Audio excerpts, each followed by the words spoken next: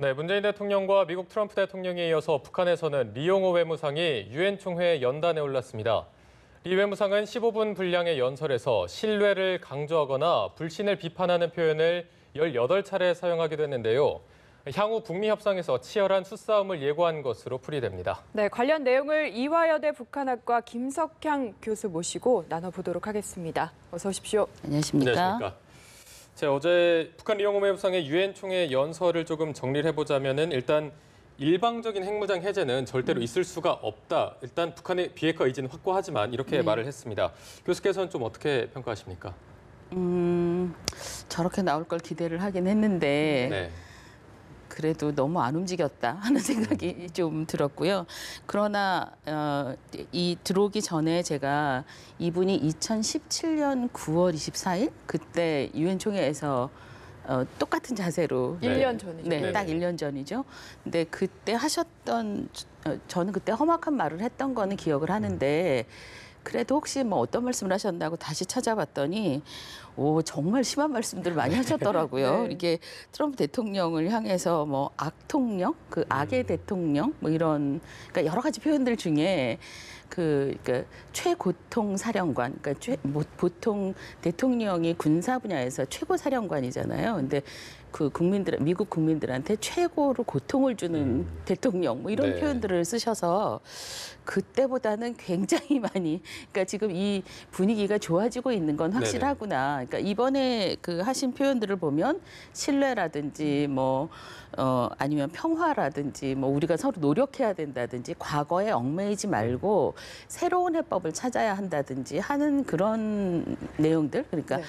한 나라의 외무부 장관이 유엔 무대에서 충분히 할 수 있는 말들을 하셨어요. 그러니까 정말 평범한 그런데 이제 저희가 기대했던 거는 이게 만약에 북미 정상회담이 2차 북미 정상회담을 한다던가 혹은 폼페이오 장관이 평양에 가서 뭔가 얘기를 한다던가 그보다 더 중요한 거는 우리 문 대통령님이 이제 그 유엔에서 연설을 하셨잖아요. 네. 그러면서 그러니까 말하자면 마당을 이렇게 깔아주셨어요. 북한이 어떻게 하면 세계가 여기에 호응해야 된다 하는 거를 충분히 이렇게 마당을 깔아주셨던 거에 비하면 그렇지 움직이기가 쉽지는 않겠지만 그러니까 내가 저 사람의 입장이라면 혹은 우리 외교부 장관께서 만약에 북한의 외교부 장관으로서 어떤 말을 한다면 어떤 말을 더 할 수 있을까 하고 생각해 보면 어렵긴 할 거예요.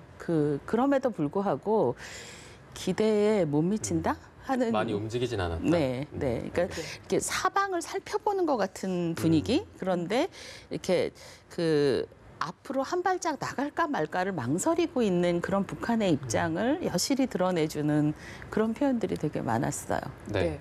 어쨌든 남북 정상회담이 끝나고 미국에서 굉장히 긍정적인 반응을 내놓긴 했는데 그렇죠. 완전한 비핵화 전에는 또 제재 보장 절대 없다. 이렇게 미국에서도 사실 이런 반응을 그렇죠. 보였잖아요. 네. 여기에 대한 답이 아닐까 이런 생각이 그래서 이영호 외무상이 했던 말이 그런 말이 있더라고요. 그러니까는 이게 그러니까 그쪽에서도 하니까 나도 이제 맞대응해서 그렇게 할 수밖에 없는 상황이다 하는 게 나와서 그러니까 아까 말씀드렸다시피 저 사람의 입장에서 뭐라고 할 수 있을까?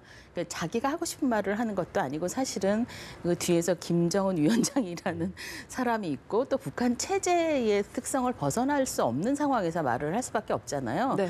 그런 면에서 이해가 아주 안 가는 건 아닌데 그런데 뭔가 이 현재 상황을 타개하기 위해서 조금 더 적극적으로 나갔으면 좋겠다는 소망은 저희는 있잖아요. 네. 그런 면에 비해서는 아쉽다고 할 수밖에 없는 거죠. 네. 그런데 어쨌든 미국은 선 비핵화 입장을 고수하고 있고 어제 리용호 외무상의 발언을 조금 들어보면 미국이 먼저 좀 움직여라, 신뢰를 보여달라 양쪽이 했는데 그러고 있다니까요. 네, 지금 미국에 공을 돌리는 게 아니냐 이런 관측도 있던데 어떻게 보십니까? 순서가 그렇게 될 수밖에 없죠. 지금은 이제 더군다나 이영호 외무상이 그러니까 유엔 무대에 서서 사실 뭐 거기 앉아 있는 수많은 유엔 대사들을 향해서 하겠어요. 그러니까 이 얘기를 들을 사람은 사실은 미국인 거죠. 네. 그리고 거기서 조금 더 나가면 아마 한국이 될 텐데 한국에 대한 그 표현은 없었어요. 계속 그 조미 관계, 그러니까 북미 관계만 얘기를 하고 있어서 뭐 이제 미국한테 공을 돌려주고 우리가 뭐 비핵화 의지는 확고하긴 한데 그렇다고 해서 아무것도 얻어내는 거 없이 그냥 비핵화를 할 수는 없는 거 아니냐 하는 얘기를 하고 계시더라고요. 네. 근데 저는 이제 어제 새벽부터 이제 오늘 아침까지 방송에 나와야 되니까 미리 공부하는 자세로 저분이 뭐라고 하시나 하는 거를 이렇게 그 단어들을 이렇게 들어봤거든요. 그러니까 이렇게 화면을 보면서 듣기도 하고 이제 화면 안 본 상태에서 이렇게 들어보면서 뭘 해봤느냐 하면 주어하고 목적어를 계속 바꿔봤어요. 네. 그러니까 우리가 어떻게 믿고 그러니까 이 신뢰를 할 수 없는 상태에서 우리만 비핵화를 할 수는 없는 거 아니냐 네네. 뭐 이런 얘기를 하는데 그런 문장이 들릴 때마다 우리도 마찬가지인데 그러니까 우리도 혹은 미국도 마찬가지. 네, 그러니까 이게 사실 쌓여 있는 불신의 결과인 거잖아요. 그러니까 생각해 보면 저는 굉장히 뼈아프다고 우리가 대한민국 국민의 입장으로서 굉장히 뼈아프다고 생각하는 게 뭐냐하면 만약에 2000년 혹은 뭐 2006년 이때쯤에 그 북한의 그 비핵화를 좀 더 확실하게 우리가 챙겼더라면 하는 아쉬움은 아직도 남아 있거든요. 2017년에 그 5차 핵실험, 6차 핵실험을 하면서 저 같은 경우는 전혀 무기 체계에 대해서 사실 잘 모르고 네. 그냥 주워 들은 거로 공부해 가면서 따라가는 중인데 그 2017년에 5차 핵실험, 6차 핵실험을 하면서 이 비핵화에 관한 그러니까 북한의 핵 문제에 관한 레드라인을 넘어섰다는 평가가 그 분야의 전문가들 사이에서는 다 있잖아요. 네. 그러니까 그 전에 북한의 핵 개발의 움직임을 좀 더 확실하게 저지를 했더라면 우리 입장에서 뭐 미국은 저는 좀 나중 문제고 그러니까 대한민국 국민의 입장에서 이 북한의 비핵화 지금 2018년 9월 혹은 10월 현재 북한이 가지고 있는 그 핵 능력을 상대로 우리가 뭔가 협상을 해야 된다는 건 굉장히 뼈아픈 실책이거든요. 네. 그러니까 이 문제에 대해서 그러니까 뭐 항상 절망을 하고 있을 수는 없어요. 희망을 가져야 되는 건 확실하지만 과거에 대한 냉철한 분석 그리고 그 분석을 토대로 우리가 미래에 대해서 어떤 대안을 가지고 있는지를 좀 더 현실은 최악의 상태를 가정해서 분석을 해보고 네. 그래도 희망을 갖고 접근하는 자세가 필요하다라는 생각을 하고 있습니다. 네. 네. 비핵화가 조금 더 빨랐다면 하는 아쉬움은 네. 안고 이제 미래를 네, 바라봐야 한다고 굉장히. 하셨는데 사실 북미 대화가 굉장히 오랫동안 교착 상태에 있다가 그쵸? 이제 재개가 된 겁니다. 네. 그래서 더더욱 폼페이오의 4번째 북한 방문이 중요할 것 같은데 어떤 물밑 대화들이 있을 거라고 보십니까? 그러니까 이 폼페이오 장관이 인터뷰를 했던 내용들이 나오기는 해요. 그리고 트럼프 대통령도 그걸 왜 아베 수상을 만난 자리에서 자랑을 하셨는지는 잘 이해는 못하겠는데 뭐 이렇게 탁 뽑으시면서 네, 친서를 이거 내가 김정은 최여맨 김한테 받았는데 아름다운 예술 작품이다. 언젠가 내가 이 아름다운 문장을 공개할 거야. 뭐 이런 얘기를 하시는데 저는 저걸 왜 저 자리에서 하시나 하는 생각은 했어요. 네. 근데 이제 어쨌든 그런 그러니까 뭐 그 내용이 정확하게 워딩이 뭔지는 저희는 아직은 공개된 게 없는 것 같더라고요. 그렇긴 하지만 폼페이오 장관이 발언해준 내용이나 혹은 트럼프 대통령의 그 분위기로 봐서 뭔가 얘기가 오고 가고 있는 건 확실한 것 같다. 그리고 특히 트럼프 대통령의 반응으로 보면 이 김정은 위원장이 그러니까 적어도 이용호 외상이 그 유엔 무대에서 했던 저 발언보다는 조금 더 네. 뭔가 알맹이가 있는 내용을 지금 미국의 그 대통령과 행정부는 쥐고 있는 게 아닌가 하는 기대감을 같게는 합니다. 이제 네. 그게 내용이 뭔지를 모르는 상태에서 저희는 계속 네. 얘기를 해야 되니까 좀 답답한 면은 있는 거죠. 네. 네. 폼페이오 장관이 이제 4차 방북을 한다면 여기서 혹시 종전선언 카드가 나올 가능성은? 그 얘기를 하겠다고 논의를 하겠다고 일단 네네. 폼페이오 장관이 말씀을 하셨어요. 그러니까 아마 물밑에서 그 얘기가 오고 가고 있는 거는 확실한 것 같은데 네.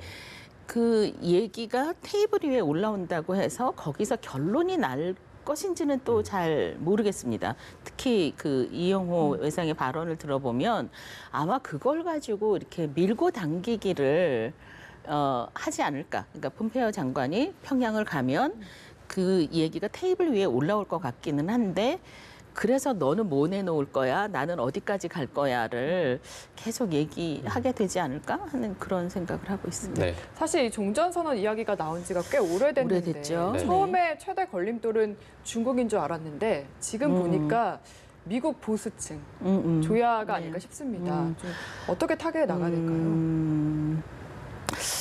그렇죠. 이게 사실 미국 안에 미국 내의 여론이 이렇게 뭐 일치돼 있지 않고 아마 우리 문 대통령께서 이번에 미국 방문 추석 때 미국 방문을 하셨을 때도 그 미국의 보수층을 향해서 공화당의 그 핵심 세력들을 향해서 말씀을 하시는구나 하는 생각을 하게 하는 그런 네. 문구들이 꽤 많이 있었잖아요. 그러니까 그분들은 여전히 우리는 못 믿겠다. 그 과거의 한 짓을 생각해봐라.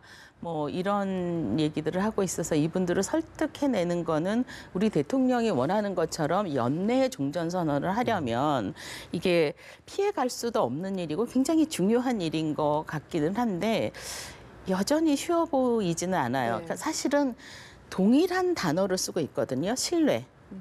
그런데 그 신뢰가 그 평양 쪽에서 리용호 외상을 통해서 나오는 그 신뢰는 미국이 그동안 뭐 해줬냐, 우리 아무것도 못 안 믿겠다, 해줬다. 네. 이런 얘기고 미국 쪽에서 나오는 그 신뢰의 개념은 북한이 그동안 했던 짓을 생각해봐라. 우리가 너희를 어떻게 믿어. 이런 얘기거든요. 그러니까 정말 정확하게 주어와 목적어가 바뀌어 있는 그 상태여서 이 설득해내는 게 사실 쉽지가 않습니다. 그러니까 우리 대통령이 당사자이면서 중개자로, 그러니까 우리는 사실 핵 문제의 당사자예요. 네. 대한민국 사람이 가장. 그런데 그 당사자의 입장에서도 양쪽의 극단적인 의견을 가진 사람들을 중재하려고 노력을 하고 있는데 북한의 김정은 위원장이 그리고 김정은 위원장 주변에 있는 세력들이 힘을 보태줬으면 하는 희망이 있고요. 이걸 보고 뭐 미국의 그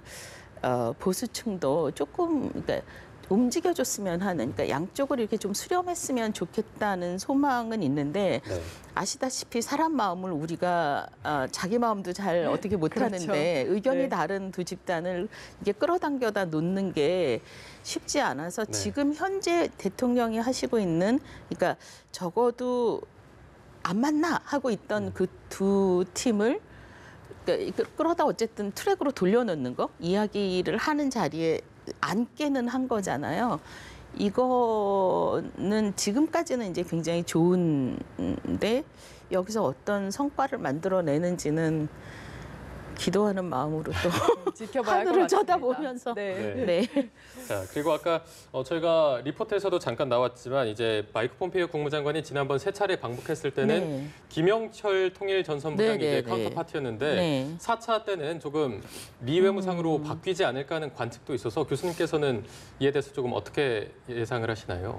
저는 예상보다 희망을 좀 그게 낫지 않을까? 크게 북한의 입장이 크게 달라지지는 않겠죠. 한꺼번에 뭐 이쪽에서 뭐 사람 하나가 바뀌었다고 확 이렇게 우리가 바라는 방향으로 나오지는 네. 않겠으나 그래도 기본적으로 그 이분은 외교관이시거든요. 그렇죠. 예. 물론 외교관이어도 작년에 하신 말씀을 보면 뭐 북한의 외교관은 좀 다른가 하는 생각을 네. 하게 하지만 이제 그럼에도 불구하고 이렇게 그 체제 속에서 그 체제 수호를 위해서는 뭐든지 다 할 수 있는 김영철과 또 이영호라는 인물이 그동안 겪어온 과정을 생각하면 그래도 조금 더 합리적이지 않을까 하는 기대감을 가지고 이 사람이 카운터파트로 나오면 네.